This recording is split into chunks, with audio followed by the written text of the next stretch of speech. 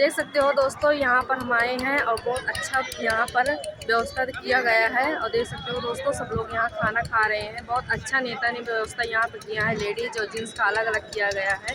तो देख सकते हो दोस्तों, कितनी ज़्यादा भीड़ है यहाँ पर। तो आप सभी को हम मिलाते हैं एक लोग से। हमारे भैया भी हमारे साथ आए हैं। तो देख सकते हो दोस्तों। जय श्री राम दोस्तों।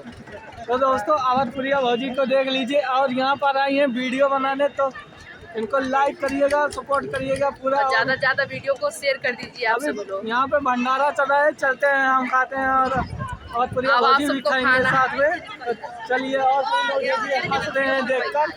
तो वीडियो ऐसे ही बनाइए आप लोग भी, और फेमस हो जाएंगे। तो आज हंस रहे हैं और फेमस हो जाएंगे तो नहीं हंसेंगे, कोई नहीं हंसेगा फिर। हाँ। तो ज़्यादा से ज़्यादा आप सभी लोग वीडियो को शेयर, जय श्री राम। आप सभी लोग ज़्यादा से ज़्यादा वीडियो को शेयर कर दीजिए। तो देख सकते हो दोस्तों, कितना प्यारा यहाँ व्यवस्था दिया गया है। तो आप सभी लोग ज़्यादा से ज़्यादा वीडियो को शेयर कर दीजिए। जय श्री राम, राधे राधे।